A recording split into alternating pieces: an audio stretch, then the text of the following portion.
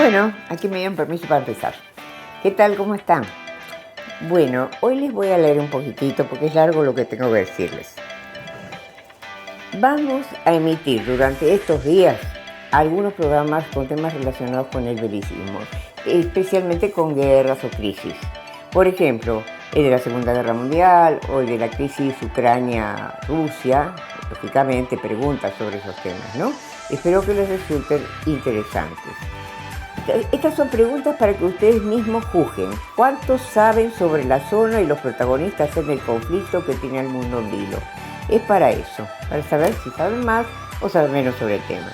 Insisto en que mi deseo no es ponerme a juzgar a las partes en conflicto. Mi deseo es descubrir si estamos preparados para opinar sobre el tema. Pues siempre pensé que para que alguien opine sobre algo, primero debe saber bien de qué se trata. Bueno, preparando este cuestionario constaté cuán dañino puede ser, llegar a ser, mejor dicho, el ser humano, ya sea porque algo le da miedo o porque siente atacada su supervivencia o su libertad, al igual que si lo domina la ambición de poder.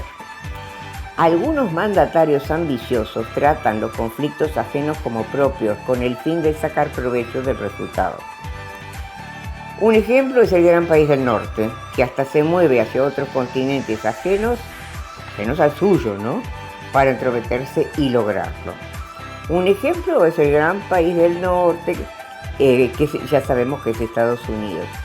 En su ambición, Estados Unidos necesita poseer la extensión del país ruso, sus tierras, y eso es lo que está tratando de hacer. No le alcanza con la extensión del país que tiene Estados Unidos. Le queda pequeña y trabaja para destabilizar la conducta de la OTAN y la de Europa con sus opiniones, que más que opiniones son órdenes.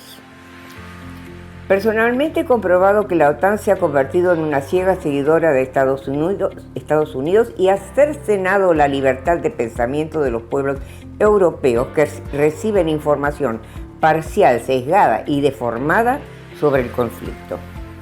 ¿Y Biden qué piensa? Luego de Rusia, ¿qué va a hacer? ¿Qué va a hacer del mundo? Siguiendo con mi primitivo tema, vamos a volver al tema.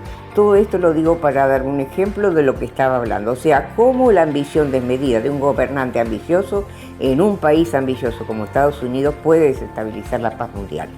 En el siglo XX tuvimos a Hitler atosigando a los judíos. Ahora tenemos a Biden atosigando a los rusos. Creo que este tipo de elementos es lo que provoca en gran medida los conflictos de carácter mundial. De otra manera serían locales y mucho menos peligrosos.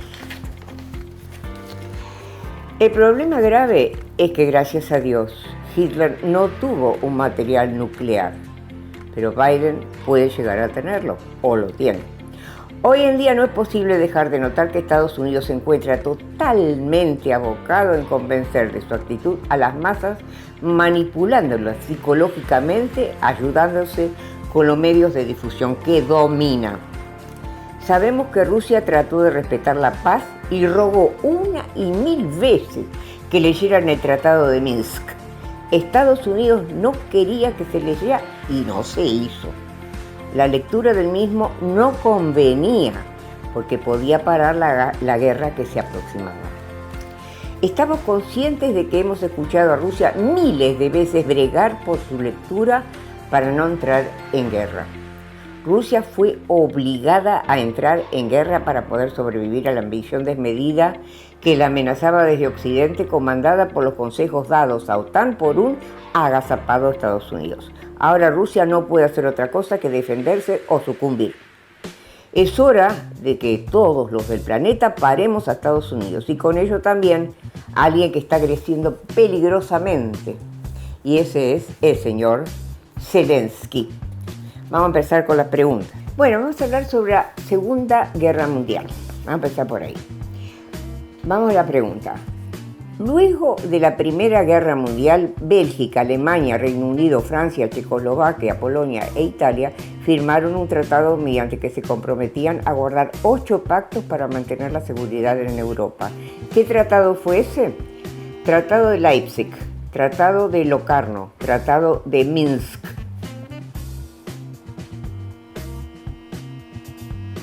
Tratado de Locarno. ¿Qué países comienzan la Segunda Guerra Mundial en Europa al ver que Alemania rompe el Tratado de Locarno y entra en Polonia? Vamos a decir 2.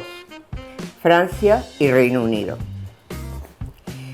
¿Qué es la Operación Barbarroja? La operación en que Alemania entró en Polonia, la operación mediante la que los nazis entraron en la Unión Soviética en septiembre del 41, la operación que se creó para acabar con Hitler. La operación que urdió a Alemania para entrar en la Unión Soviética. Bueno, ¿cuándo entra Estados Unidos en la Guerra Mundial aprovechando la oportunidad de aliarse con los países europeos? ¿Después de la entrada de Hitler en Polonia? ¿Después de que Hitler entra en París o después del ataque japonés a Pearl Harbor?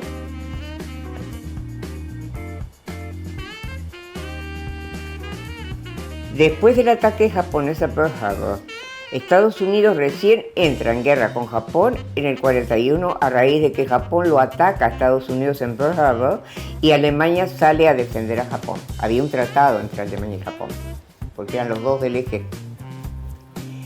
¿En qué año es el ataque a Pearl Harbor? 1939, 1941, 1943. 1941.